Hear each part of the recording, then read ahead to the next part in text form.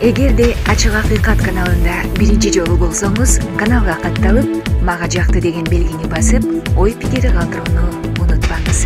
Темасы 1,5 жылга чейин шал абалында иштебей туруп калды. Кимдин чөнтөгүндө калыңыраак акча болсо, эски мыйзам менен иштеп, акчасы жокторго жаңы мыйзам менен иштеп, бүтүндөй элдин терисин шылып алган учурга келдик. Бул боюнча дагы чоң сөз болот, Кудай кааласа. Ошондуктан сиз сөздү көбөйтпөңүз. Эгер сөздү көбөйтөм десеңиз, ар бир беренеси боюнча мен суроолорумду берем. Аларга жооп беришиңиздерде менин күмөнүм пайда болуп калат. Мен сунушумду добушка койсоңуз, Конституциянын өзгөргөндүгүнө байланыштуу бүт бардык идеология түп тамырдан коопсуздук боюнча маселе өзгөрдү. Башта ички тартипти камсыз кылуу өкмөткө жүктөлгөн эле. Азыр өкмөт деген түшүнүк жок.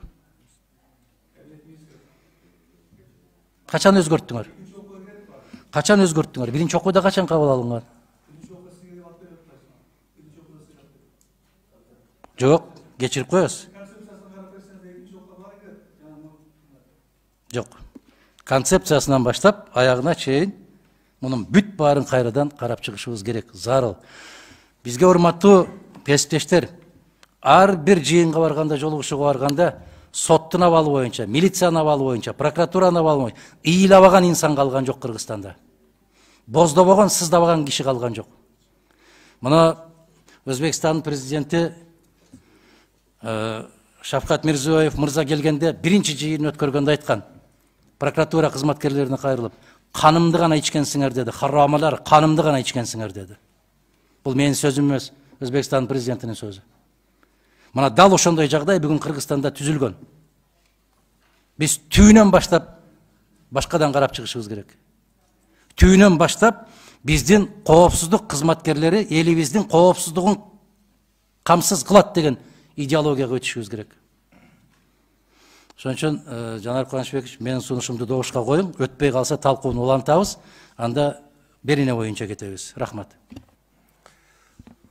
Адахан Кимсамаевич, суроого жазылган башка депутаттардын да пикирин укпайлы, анан добушка коем. Сиздикин биринчи коем, анан мыйзам боюнча. Рахмат. Сөз Шакиев Нурламбек Тургунбековичте. Ассаламу алейкум, урматтуу депутаттар, урматтуу баяндамачы. Бул мыйзам долбоорлору мен дагы бир сыйра карап, комитеттин чечими, эксперттердин чечими ошол эң башкысы мына конституция өзгөргөнүнө байланыштуу. Ошого дал келеби, келбейби, дал келтирилеби, ушул жагын карадык. Мен да карап көрдүм. Негизинен эми Адахан Кимсамаевичтин айткан сөзүндө жан бар. Тилекке каршы баягы бөрк алыса башы алган учурлар бар. Эми ал ар бир ошол органдардын башчыларынын, кызматкерлеринен көз каранды.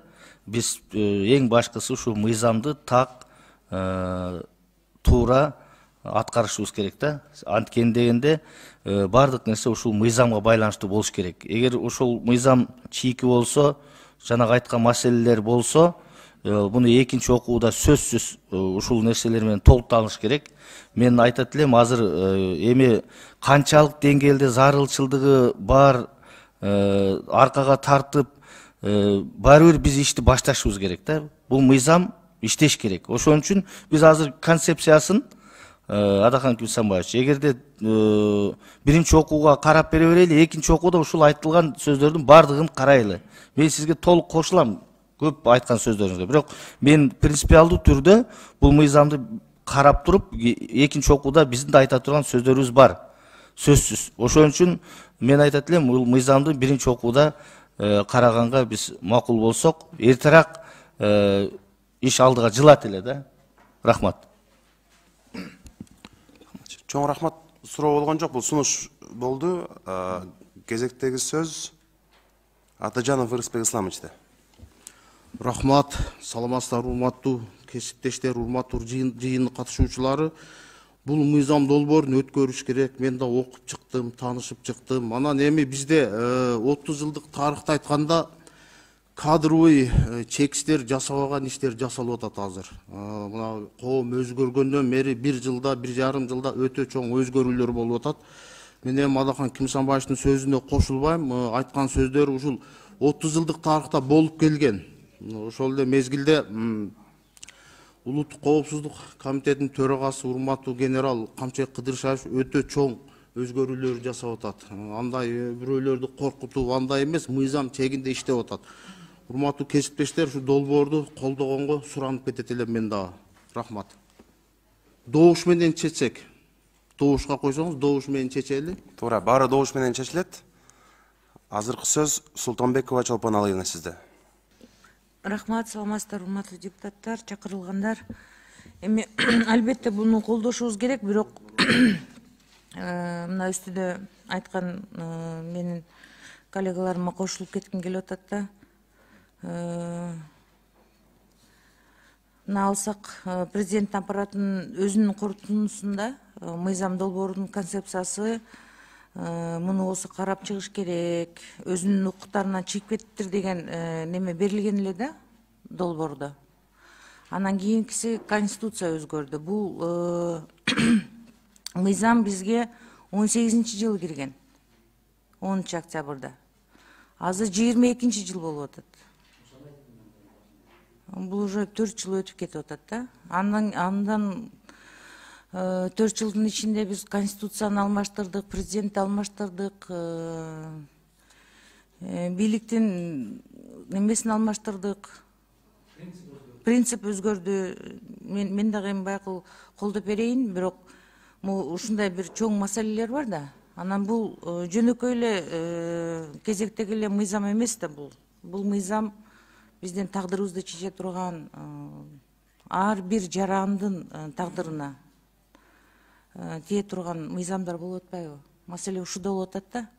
Колдоп берсе колдоп берели, бирок эртеңки күнү элдин алдына барганда ушул колдоп бергенибизге дагы неме сөз таап айтышыбыз керек да, аны кантип айтабыз? 4 жыл өткөндө бир нерсе да өзгөргөн жок азыр. Анан кайра эле алып келип атышат ушул мыйзамды. Бул мыйзам боюнча аппарат президенттин, өкмөттүн, ген прокуратуранын аябай көп эмелери бар экен. Биз бул менен макул эмеспиз деген жерлер бар экен. Анан ушуну азыр өткөрүп койсок кандай болот дейм да? Карап көргүлө өзүңөр. Менин оюм боюнча караш керек бул маселени. Чолпон Алиевна, бул жана 18 жыл токтоп калган себеби эң башкы себеби ушул конституция жана өзгөрүүлөр тууралаш болчу да. Анан прокуратура органдары баары менен эксперттер тыгыз иштеп атат. Бирок экинчи окууга сиздердин бүт айткан ой пикирлерин сындары менен баары ошо келет. Биринчи окуу менен экинчи окуунун ортосундагы кичинекей 4 жылда жасалбаган иш ушул аралыкта бүтүп калабы? Жок, 4 жылда, 18 жылда токтоп калганда бул эксперттер иштеп атты да, былтырдан баштап иштеп, ошону күтүп калды. Эң башкы себеби бул биринчи ошо мыйзам токтоп калган, ошо конституция өзгөрүүлөр токтоп, жанагы сот реформасынын аягына чыксын, ошого карап шайкеш келип калып калган. Ошондо токтоп калган.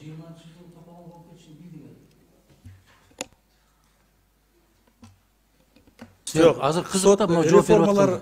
Жок, кызык, жок. Мына сөздөн кызык бир маалымат кетип калды азыр. Биз ошол конституцияга тактап коелу деп күтүп турдук да деп 20-жылы тополоң болот анан конституция өзгөрөт деп билдиңерби ошондо? Жок, мен эми сиз андай сөздү кармадыңыз. Эме да 18 жылда жанагы сот реформа жүрүп аткан. Процессуалдык ошо тактап андан кийин 20-жыл келди. Ошону токтолуп калды. Эми жанагындай мен бир тактап айта албашым мүмкүн. Сот реформасына маңызы башка бирок. Кечиресиз, сот реформасына бул мыйзамдын кылдай да тиешеси жок. Сот реформасы ал өзүнчө. 3,5 жылбы? Жылдыс, 18 жылда, токтоо 18 жылдан кийин жылда мына азыр да бүгүнкү күндө иштеп жатышат. 4-жыл кетти. Руслан Алибекович, Шарахим Самаевич, Чолпон Алиевна азыр оюн бүтүрүп койсун да. Анан эң негизгиси бул маселенин эң негизгиси ошо коомдук талкууга, сайтка жайгаштырыш керек да, эл көрүш керек да кандай нерселер кирип атат, жаңы нерселерчи. Каяка кетип атабыз? Анан мындай күчкө салып өткөрсөк болот. Күчкө салынбайт. Мен оюмча бул туура эмес болуп калат да. Да илинген, бүт жана мен айтып кеттим, мүмкүн болушунча бүт сын пикирлердин баары кирди. Албетте бул бир милдеттүү процедуранын бири да сайт илинген. Анын үчүн биз кантип алып келмей элек. жашырып. Азыр илинип турабы сайтта? Бирок азыр илингени мурдакы нерсе силер ошо жаңылык киргизе элек, оңдой электер илинип турат да. Ал 4 жылдан бери илинип турат, ооба туура эле. Шайкеш келтирип коюң атабыз, тактап чеп. Карап, эми концепциясын колдоп берсеңиздер, биздин кичине кол буту буулбай. Себеби мыйзамдар эски болуп калды. Созулган сайын биз кол бут буй байланып тура берет. Түшүнүп атам, эми ушул эски мыйзамдар эскирип калды, жаңыча иштейли деп туруп эле туура эмес эле алып келип алганда туура эмес болуп калат да. Туура эмес, бул аябай мындай азыр өзүңөр көрүп атасыңар, аябай мындай керектүү мыйзамдын бири бул чайга. Муну өткөрүш керек болчу мурда эле. Бирок азыркы мына силер алып келген версия боюнча өткөрсөк, бул аябай чоң жаңылыштуу болуп калат да. Сен бул ал жерде мындай коркунуч турчу эме жок, баары илинип турат көрдү. Рахмат. Рахмат. Урматтуу Чолпон Алайына. Негизи мына биздин тиешелүү комитет карай турган, бирок каралбай калган жалпы бир 11 мыйзам бар экен. Биз анын 6-ону буга чейинки 2 жыйында өткөрүп, мына анын 3-өсү 3 окуудан тең кабыл алынды. Азыр эми пакет менен келген мыйзамдар бар экен. Бул дагы мурда ошо коомдук талкуудан жана 1 айлык өткөн, бирок комитетке биринчи окууга кирилек болчу. Мына эми алып кирип атабыз. Азыркы сөз Осмонов Айбек Жапарович. Рахмат, саламатсыздарбы, урматтуу депутаттар. Менде мындай суроо бар да, сунуш. Бул мыйзам боюнча 6-чакырыштын депутаттарына келген. Профилдик комитет караган. Бирок кээ бир карама каршы келген өздөрүнүн сын пикирлерин айткан. Ошол боюнча сиздер ошолорду өзгөрттүңөр же ошол боюнча алып келдиңиздерби? Рахмат, Айбек Жапарович, баары өзгөрүлдү. Экинчи окуу мына азырда бүгүн да айтса, бүгүн да барып тактап экинчи окуу өзгөрүлүү менен келет. Бул туруп калган жок. Бүгүнкү күндө да эксперттик топ иштеп атат. Албетте анын баары кирген, бүт баары. Мен бул боюнча карап чыктым. Бул боюнча эч кандай өзгөрүү болбоптур. Себеби буга чейинки 6-чакырыштын депутаттары сунуш берген экен. 11-чи биренин 2-чи бөлүгү боюнча, жана прослушкалар боюнча, камера коюу боюнча, бенчик жерге коюу боюнча укуктук кызмат адамдын жөөлү токтоонун негизинде гана коюлат деген жери дагы эле турат бул мыйзамда. Ошо менен карама каршы келген боюнча Конституциянын 29-чу беренесинин 3-чү бөлүгүндө турат. Ар бир адам бул укуктук чектөөгө мыйзамга ылайык жана сот чечиминин негизинде гана жол берилет деп. 11-чи берененин 2-чи бөлүгүндө силер ушул мыйзамда жазылып турат. Эч кандай мындай укуктук кызмат адамдын жөөлү токтоонун негизинде гана текшерилет депчи. Ушуну мындай кемчилдик жактары да бул, ушуну өзгөртүп карап койсоңор болот. Бири-бирине карама каршы келип атат. Бизден баш мыйзам жогору турат да. Ошону карап койсоңор болот. Эми негизинен иштешибиз керек, бул мыйзамдарды карашыбыз керек. Кемчиликтер бардык жерде бар. Буларды мына мен жогоруда айткан коллегаларыма кошулам. Концепциясын колдоп берели, өткөрөлү, бирок экинчи окууда силер ар бирин карап түзөп келсеңиздер деген ойдомун да. Буну өткөрбөй аркага кетиргенде дагы бир 2 ай 3 ай аркага кетебиз. Андан көрөк буну оңдоп койсок болот. Түп тамыры менен өзгөртүп койсок болот экинчи окууда. Рахмат. Макул, рахмат. Азыркы сөз Көкүлов Эрлан Кылчураевич сизде. Менде саламатсыздарбы, менде бир суроо бар да. Азыр беренелерге өткөндө беренелер боюнча да суроолор болот, албетте. Анан сиз айтып атпайсызбы, 4 жылдан бери комиссия иштеп атат депчи. Саламатсызбы, мен бияктан.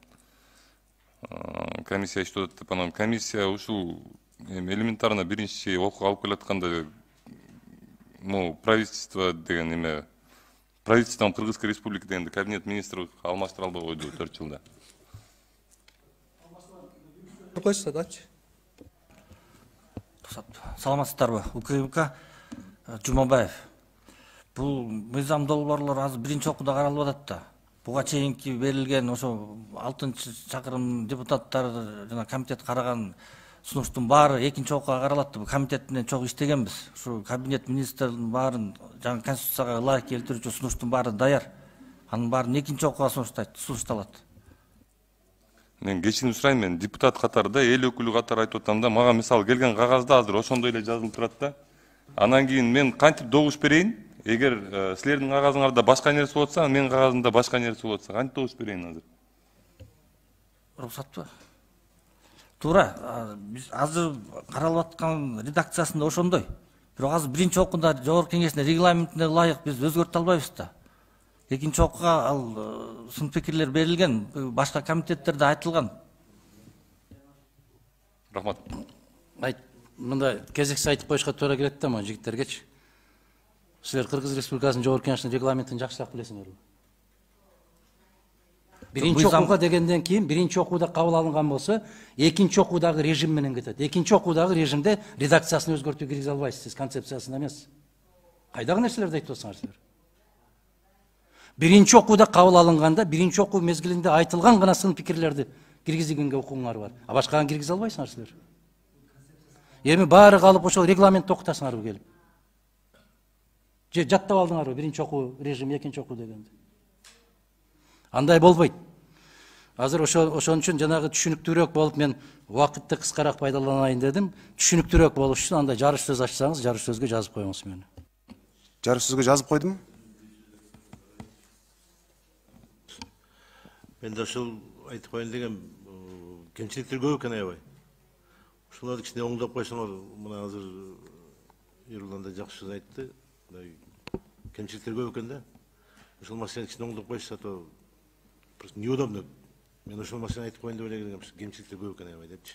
Рахмат. Туура. Жогорку кеңештеги тиешелүү бөлүмдөр дагы заключениясын менен таанышып чыктык баарын. Кемчиликтер көп. Конституцияга каршы келбеш керек. Ошондой эле президенттик аппарат, башкы прокуратуранын дагы пикири бар бул жерде. Жана адам укуктарын коргоо боюнча, жеке адамдын купуялуулугун сактоо боюнча маселелер бар.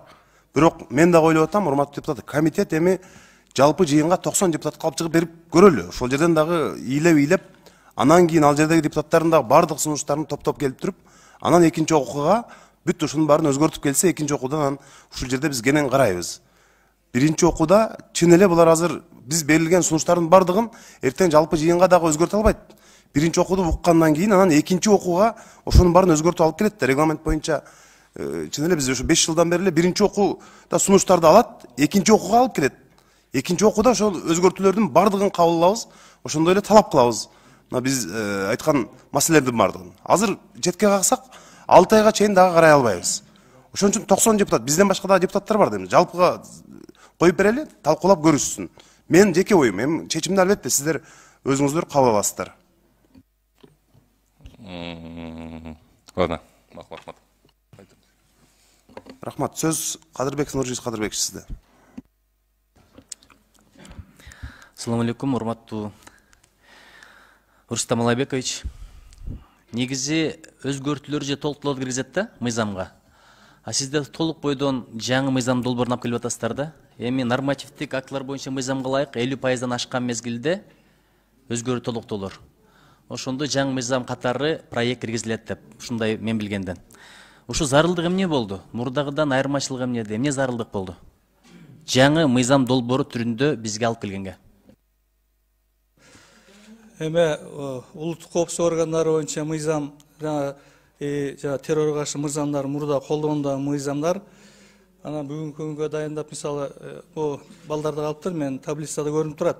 Мен канча беренеден турчу, канча беренеден айтпадым, көп функциялар, милдеттер такталып, тагыраак айтылып, жоопкерчиликтен бери ушул жерде көрсөтүлдү. Ошондуктан мындай чоңоюп башка кирди да, жаңыланып кирип атат. Мисалы, тиги улуттук коопсуздук боюнча мыйзам 94 жылдан бери көп деле мындай эмеге дуушар болгон эмес да. Бир редакция болуп кеткен, редакциялык изменениялар. А могу контур чалгындоо, анан чалгындоо бул биринчи жолу болуп атат. Бул биринчи мыйзамдар, бул мыйзам жок болчу бизде. Жаңы мыйзамдар. Мен азыркы мына ушул мыйзамды айтып атам. Биз кароодогу 3-чү мыйзам. Кыргыз Республикасынын улуттук коопсуздук органдары жөнүндө. Бул мыйзам бар болчу да мурда, туурабы? Колдондогу. Бирок жаңы кылып келип атасыздар да, мындай толук түрдө эле жаңы мыйзам катары сунуштап атасыздар. Ушуну айтып атам. Толуктоолор менен киргизип атам, тактап. Ошондо өзгөрүү толуктоолор деп туруп, анан жанагы салыштырмалуу таблицалар менен келиш керек болчу да, ошондо бизге да жеңилирээк болмок. Бар болчу, балдар таратып бересиң, анан экинчи окуудан баарын таратып, Ал пакеттин кийинки мыйзамдары мен ушул конкреттүү азыр биз карап аткан мыйзам боюнча айтып атам да. Эмесе чындап абдан көп маселелер бар чындыгында. Мисалы, мурдагы президенттин аппараты, ошол эле жогорку кеңеш, атайын профилдик комитет өздөрүнүн тыянактарын, корутундуларын берген экен. Эске алдык деп атасыздар. Бирок юристтиңиз айтат, процедуралык маселе болгондугуна байланыштуу экинчиде киргизебиз деп. Буга чейин киргизгенге болбойт беле эмне? Мүмкүн эмеспи? Долбоор кеткенден өкмөттүн эмеси менен кеткенде утверждение алып. Туурабы?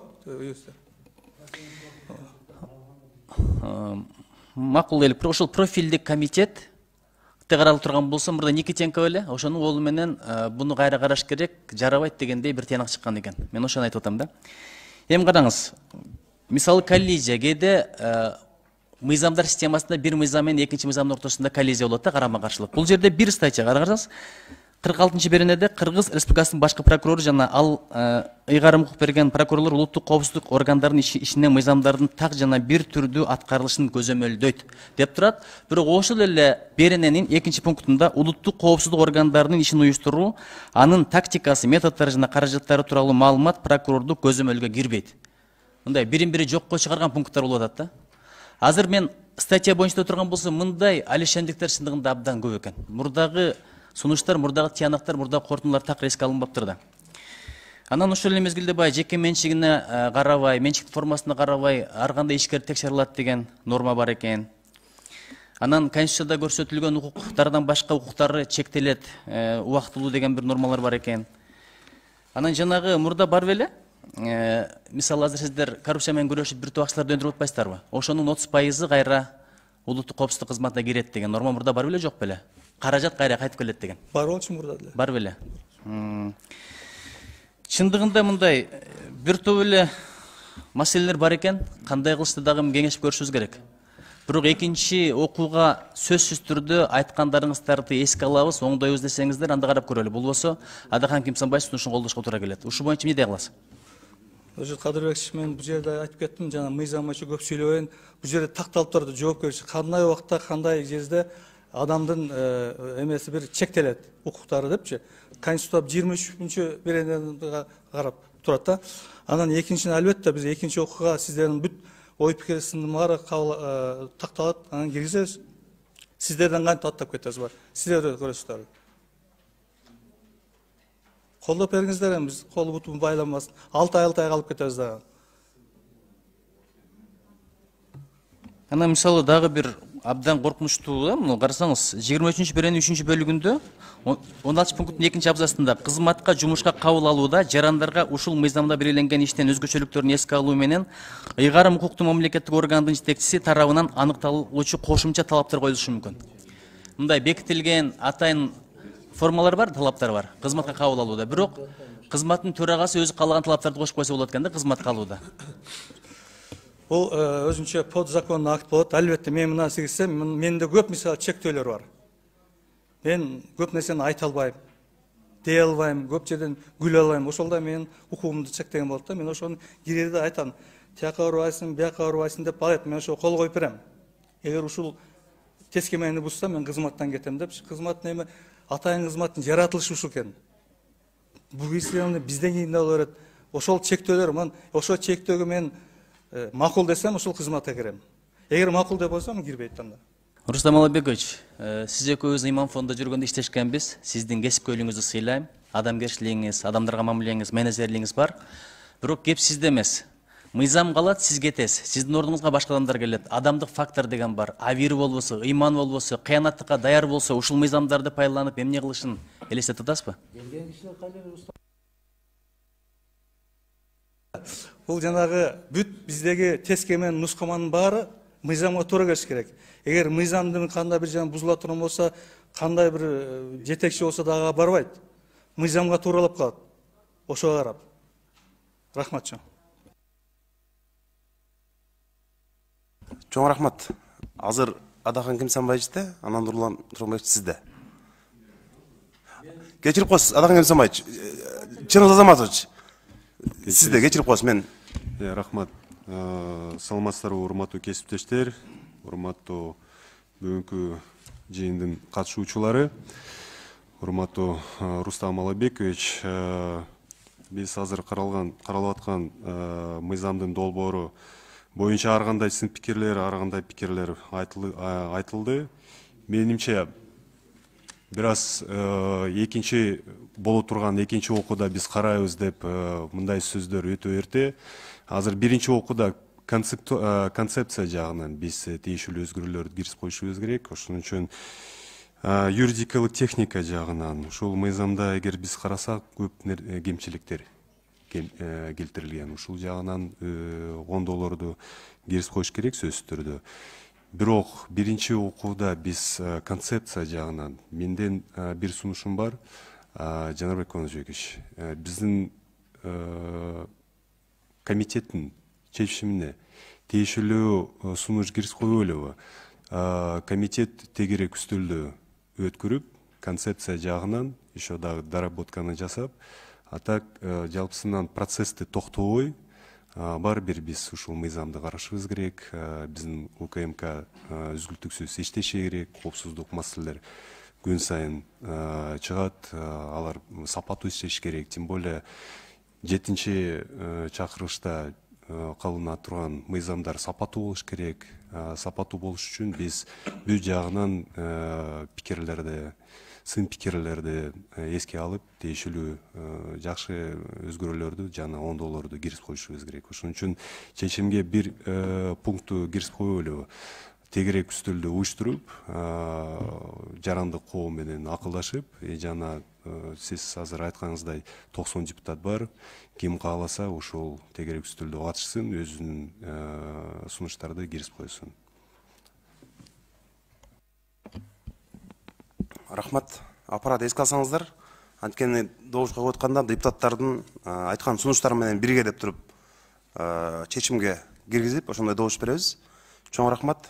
Мен бул жалпысынан азыр концепция жагынан. Эгер биз по статьяне кетсек, анда азыр көп мен ар кандай сунуштарды киргизип коем. Адахан Кимсамбаевич азыр сунуш киргизип койду. Ушул жагынан давайте жалпысынан биз чечимди кабылышыбыз керек. Эмне кандай жол менен кетебиз. Анан кийин уже керек болсо уже по статьяне кете беребиз. Адахан Кимсамбаевич, мен дагы өзүмдүн сунушумду айттым. Жалпысы ушул биринчи окудан жогорку кеңештин жалпы жыйынында карап көрсөк деген. Микрофонуңузду жандырып алсаңыз, Адахан Кимсамбаевич. Рахмат. Эгерде сөз болгон болсо, мен азыр тактап туруп, дагы бир жолу өзүмдүн пикиримди айтам. Могул жерде кесиптештер айткан маселени 50-50. Бирөөлөр айтат, абдан кылдат окуп чыктым дейт. Кылдат окуп чыккан киши эч качан буга макул болбойт. Бул бир. Экинчи жагы, бизде бир кемчилик бар. Мыйзамды кабыл алып атканда бир кишинин сүрөтүн көрүп туруп алабыз да биз. Ушу киши сунуштап атат, ушу киши иштейт экен. Жок. Келет кетет кишилер. Бүгүн мыкты иштерди жасап атат деп мактап аткан кишиңер эртең жок. А мыйзам ондогон жылдар бою калат. Кеп мыйзамда, кеп адамда эмес. Ошон үчүн ким кандай иштерди жасап аткандыгы жөнүндө мыйзамды талкуулап атканда баа берип, жасакерлердин өнүн токтотушубуз керек. Мыкты иштеп аткан жигиттер, кыздар бүгүн кетип калат. Мен айтканымдын себеби биринчи конституция өзгөргөндөн кийин бүтүндөй концепция өзгөргөн. Кыргыз Республикасынын жарандарынын тынчтыгын камсыз кылуу өкмөткө жүктөлгөн. Баштагы конституция боюнча. Аны дагы мен эмес өзүңөр кабыл алгансыңар. Урматтуу өкмөт деп аткандар. А кийин азыр өкмөт деген түшүнүк жок болду. А могул жерде жок дегенди урматтуу кесиптештер. Корутундусунда карабайсыңарбы? Мыйзам долбоорунун демилгесинин субъекти Кыргыз Республикасынын өкмөтү деп турат. Жок киши сунуш кылды муну. Биз ушуларды кепилдик алабыз, мойнубузга алабыз деген кишилер бар эле. Алар жок азыр. Бирок өкмөтү деген жазуу турат. Мен Рустам Алайбек уулу, сиздин кесипкөйлүгүңүздө эч кандай шегим жок. Мен сын пикир айтсам, мага дагы көзүңүздүн формасын өзгөртүп карабаңыз. Кепсиз жөнүндө кетип барткан жок. Мени коркута албайсыңар, билесиңер аны. Кызарасызбы, олоюп карайсызбы, мага так таасир кылбайт ал. Аны башкаларга караңыз ошондой кылып. Мен сиздин кесипкөйлүгүңүздү билем. Сизди кайсы жетекчи келген болсо иштен бошотот, бир айдан кийин кайра чуркап издеп алып келет. Себеп өздөрү даяр эмес кишилер келет жетекчиңер. Ким иштейт? Алайбек уулу иштейт болуп, кайра эле сизди чакырат. Ошон үчүн жүрөсүз. 30 жылдан бері ең мықты кесіпкөй болып. Ишіңіз илгерлей берсін. Мен тилектешмін. Монол Кыргыз Республикасының Конституциясының, азыркы күчүндөгү Конституциясының 29 беренесинин 1 жана 2 бөлүктөрүнө ылайык ар бир адам жеке турмушунун кол тийбестиги жөнүндө Конституция айтып атат. А бизде Кыргызстанда жазылган, эгерде мыйзамдар Кыргыз баш мыйзамына каршы келсе, баш мыйзам түз иштейт деп турат. Анда эмне кыласыңар, бул мыйзамыңар иштебеген берене немеге көтөрүп келесиңер?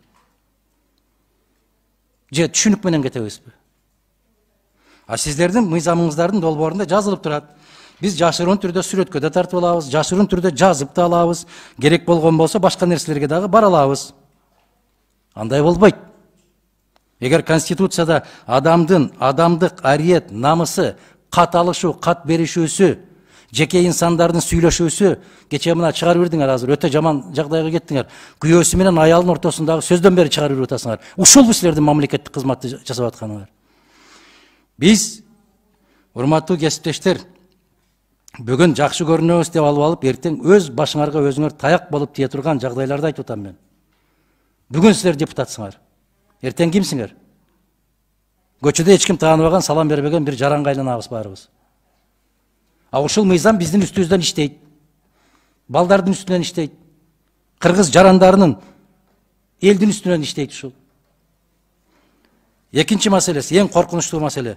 Мына жерде ушул бөлүм башчысы ким экен мен тааныбайт экенмин, Карабекова деген айым жазыптыр. Ушул Карабекованын чыгарган тыянагынын натыйжасында эле өзүңөр эле уялып туруп, кайрадан артка чакырып алсаңар болмок. Уялышыңар керек эле. Ушул тыянактарды чыгаргандан кийин болгондо дагы мына Конституциянын мына караңызчы 115 беренеси боюнча кетип баратат. 3 бөлүгү боюнча. Бул деген бир полицейский мамлекетке айландырып барасыңар деген сөз болуп атат, коркунуч. Рустам мырза, бүгүн сиз иштейсиз, эртең башка киши келет. Сиздин үстүңүздөн иштейт. Ошондуктан Жанар мырза, мен сунушумду момундай деп айтам. Концепциясы башкасы боюнча мейли биздин айтылган сын пикирлер менен Кыргыз Республикасынын жогорку кеңешине киргизилсин, бирок киргизилген менен комитет ушундай сунуш беришибиз керек. Баш мыйзамдын өзгөргөндүгүнө байланыштуу, мыйзам долбоорунун киргендигинин 3,5 жыл болуп кеткендигине байланыштуу, Кыргыз Республикасында бийлик системасы түбүнөн өзгөргөндүгүнө байланыштуу, мыйзамдын долбоорунун ээси туура кайрадан өкмөткө бербей, комитетке калсын, мыйзам долбоору комитеттин карамагында калып, экинчи окууга комитет даярдаш керек муну. Жалпы жарандык коом менен бирге. Мына ошондо менимче максатка ылайык болот. Эгер биз артка кайтарып жиберген болсок, 6 ай деп атасыңар, 3,5 жыл иштебеген мыйзам менен иштешип аткандан кийин 6 айда бирдеме болуп кетмек беле. Бирок көпчүлүк айтып аткандан кийин макул, токтотолу, биринчи окуудан деле кабыл албай, жалпы концепциясынын негизинен кабыл алып туруп, калган мыйзамдын бүтүндөй долбоорлорун комитетке тапшырыңыз. Өзүңүздүн биз парламенттен сураналы. Мыйзамдын ээси комитет болуп калсын дагы, анан көп тараптуу комиссиянын негизинде кайрадан иштелип чыксын деген чечим кабыл алсак, менимче максатка ылайык болот. Рахмат. Туура. Урматтуу депутаттар, могу Адахан Кимсамаевичтин сөзүнөн кийин менимче туура эле болду окшойт. Баарыбыз эле бир пикирге келдик. Регламент боюнча биринчи окуудан кийин бардык мыйзам долбоорлорун автоматтык түрдө комитет жооптуу болуп эсептелет. Ошондуктан азыр менимче суроо жоопторду кыскартып, эгер туура көрсөңөр, албетте өзүңүздөрдүн чечимиңиздер, биринчи окууда концепциясын колдоп берип, анан жогорку кеңештин жалпы жыйынында талкуулап туруп, экинчи окуудан комитет кенен отурсак. Чыңгыз Азаматович да ушундай айтты, Адахан Кимсамаевич да сунуш берди. Нурлан Тургунбекович. Рахмат.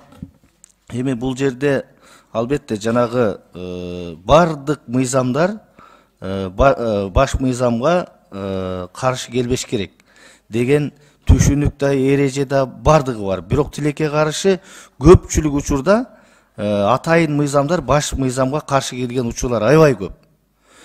Бул жашоодо бардык мыйзамдар зарыл же болбосо маанилүү деп эсептелбеш керек да. Бардык мыйзам маанилүү.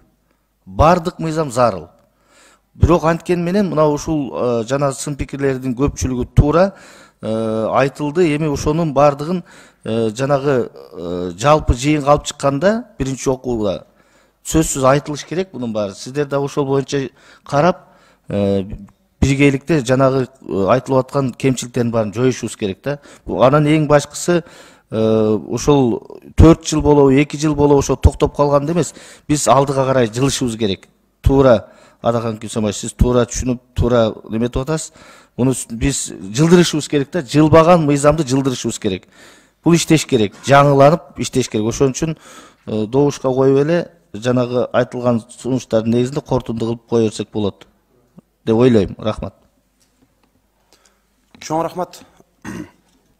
Урматтуу депутаттар, урматтуу Руслан Малайбекович, мына депутаттардын сын пикирин, кооптонуусун уктуңуз, ага толук негиз бар. Чын эле мына мен айтам, мен да өзүм дагы аягында сөз сүйлөйүн деп аткам, бирок депутаттар айтып өттү. Экинчи окууга абдан мындай дыкат карап, чогуу бир столго отуруп, баарын өзгөртүшүбүз керек. Элге каршы мындай бул мыйзам иштебей тургандай кылып, анан өткөрүшүбүз керек деп ойлойм. Урматтуу депутаттар, Кыргыз Республикасынын улуттук коопсуздук органдары жөнүндө Кыргыз Республикасынын мыйзамынын долбоору биринчи окууга добушка коем. Айтылган сунуш пикирлерди эске алуу менен, урматтуу депутаттар, ушул концепциясын комитеттин сунушу азыркы сиздер айтылган сунуш пикирлерди эки депутат айткан, жок, эки депутат эмес, бардыгыңыздар да айтып өттүңүздөр. Ошол сунуштарды эске алуу менен алып чыгабыз дагы. Анан экинчи окууда автоматтык түрдө биз комитет жоопкерчиликке алабыз. Редакцияга эми биринчи окууда деп добушка коем да, Адахан Кюсомович. Комитеттин чечиминин редакциясын окуп койсоңуз, кандай болуп комитеттин чечиминин редакциясын азыр биз бир аз өзгөртүп атпайбызбы анычы? Ошондо аны биз өзгөртүп атабыз. Комитеттин чечими, корутундусу Кыргыз Республикасынын улуттук коопсуздук органдары жөнүндө мыйзам долбоорунун концепциясы жактырылсын жана Кыргыз Республикасынын жогорку кеңешине биринчи окууда кабыл алуу сунушталсын. Жок. Анда мындай кылыңыз. Анда мындай кылыңыз, токтоп туруңуз. Концепциясы негиз катарында кабыл алынсын, жактырылсын эмес. Сиз сунушуңузду айтсаңыз, ошону добушка коем. Мен айтып атам. Ооба. Негиз катарында кабыл алынсын. Биринчи пункт. Экинчи пункт момундай деп кабыл алынат. Кыргыз Республикасынын жогорку кеңешинен ушул мыйзамдарды баш мыйзамга шайкеш келтирүү, иштеп чыгуу милдети тийиштүү комитетке жүктөлсүн. Мына ушул чечимди колдоп берүү жагы жогорку кеңештен суралсын. Мына ошондо толук кандуу болот дагы. Комитетке тапшырылат. Комитет анан шашпай олтуруп алып, бардык беренелери боюнча иштеп чыгат. Бирок биринчи окууда кабыл алуу сунушталсын деп мен чечимге коюшум керек да, Адахан Кюсомович. Жогорку кеңештин жыйынына алып чыгыш үчүн биринчи окууда кабыл алуу сөзсүз сунушталат. Бирок биринчи окуудан карап туруп, анан ошол жерде чечимди кабыл алалы биз экинчи окууга өткөнгө чейин. Биринчи окуу режиминде негизинен жактырылсын деп койсок болот биз. Негиз катары кабыл алынсын десек. Негиз катары кабыл алынсын деп. Ооба. Да. Андан кийин, эгер биз ушул дээрлик концепциясын жактыргандан кийин, баягы ичиндеги мыйзамдын ар бир беренелери боюнча иштеп чыгып, жана өзгөртүү түзөтүүлөрдү киргизүү бул комитеттин мойнуна жүктөлүшү керек. Туура.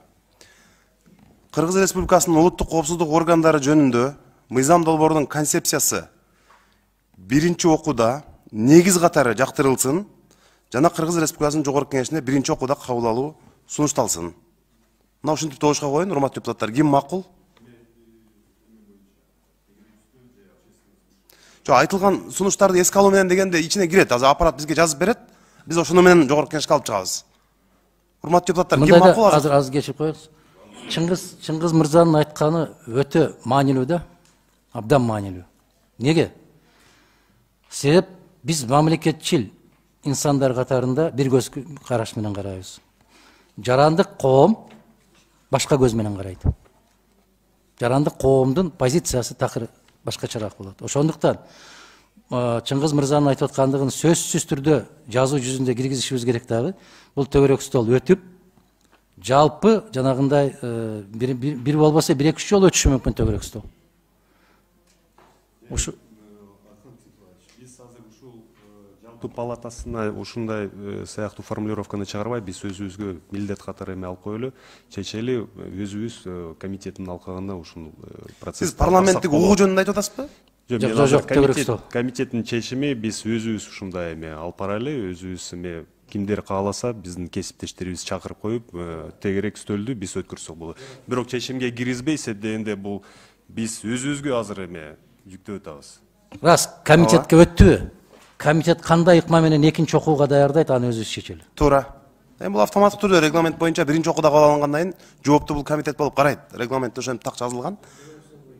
Тегерегүстүү болуп парламенттик угууларды өткөрүп, анан мындай кабыл алабыз. Урматтуу депутаттар, жана мен айткан маселе боюнча анда мен сиздерге текстин окуп бердим, негиз катары концепциясы жактырылып, жогорку кеңештин биринчи окууда кабыл алуу сунушталсын деп. Ошол сунушту добушка коем, добуш берип койсоңуздар. Ким макул? Каршы жок, кабыл алынды. Чоң рахмат. Эми рахмат. Төртүнчү маселе. Төртүнчү маселе, урматтуу депутаттар.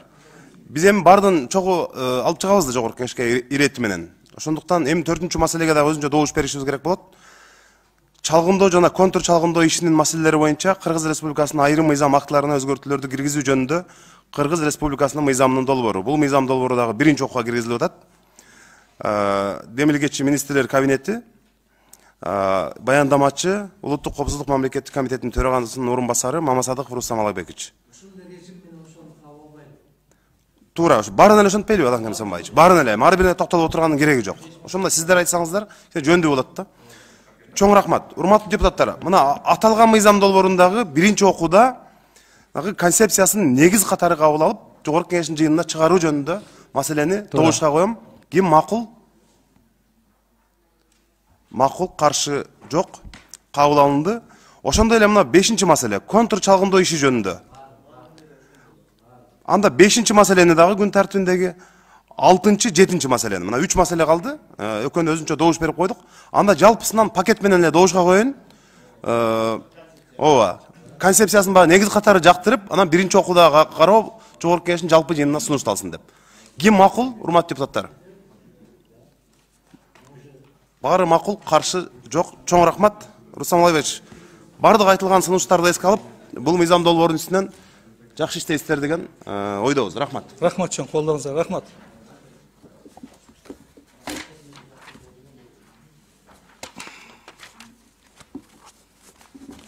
Урматтуу депутаттар, сиздерге таратылып берилген 8-чи маселени көңүл буруп койсоңуздар.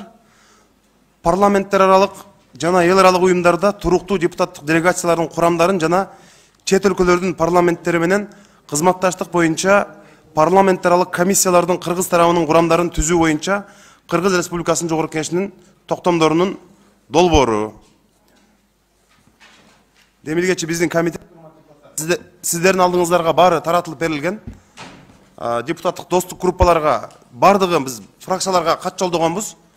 Ар бир фракция өзүнүн мүчөсү, кайсы депутаттык топко мүчө болорун сунуштаган кат жүзүндө биз ошону биздин мына бөлүм ошол фракция лидерлери ар бир фракция сунуштаган боюнча ирети менен бөлүштүрүп койду. Бул жерде менимче башка көп маселе жок болуш керек, анткени ушул жогорку кеңештин токтомунун долбоору менен таанышып, эгерде кандайдыр бир суроо болсо, сиздер боюнча сөз болот же топтор боюнча? Достук топтор. Биз ушул эки маселени тең карайбыз. Эки маселени. Биринчи, депутаттык жанагы достук топтор боюнча. Менимче ошол жөнүндө талаш көп болбосо керек, анткени ал бардыгы ошо кат аркылуу фракциялар бөлүштүрүп берилген. Анан мен айтып коюшум керек, депутаттык топтордун мүчө болуп кирген депутаттардын тизмелери сиздерге баары таратылып берилди мына бөлүм аркылуу. Ошол жерден ошол депутаттык топко мүчө болуп кирген депутаттар өздөрү ошол группанын башчысын өздөрү шайлашат. Өздөрү шайлап баары макулбуз деп кол койдуруп келгенден кийин биз албетте комитетте карап бекитип беребиз. Бирок биз азыр курамын бекитип коюшубуз керек деп ойлойм. Урматтуу депутаттар, Нуржигит Кадырбекович. Бул эми кеңешип кескен бармак урубайт дейт. Расмий каттарды алдык. Фракция мисалы биз кеңештик. кайсыл топко ким кирет депчи. Менимче бардык эле фракциялар ушул жол менен кетти. Ошон үчүн кеңешип кесилгенден кийин, менимче чечилгенден кийин эч кандай өзгөртүү толуктар болбойт эле болуш керек. Менимче түңүнөн эле кабыл алып коюш керек деп эсептейм. Чоң рахмат. Жанар Кубаныч. Нурлан Тургунбекович, адан ким замайчы? Каршы эмессиздерби депутат топторго мүчөлөр боюнча? Анда добушка коем, урматтуу депутаттар. Ким макул? Каршы жок. Чоң рахмат. Парламентаралык жанагы комиссиялар жанында карап чыктыңыздар да, делегациялар боюнча. Туруктуу депутаттар делегациялар боюнча. Ал боюнча деле ушундай эле ойдосуздар, урматтуу депутаттар. Анда аны да өзүнчө добушка коюп коюн. Ким макул? Каршы жок. Чоң рахмат.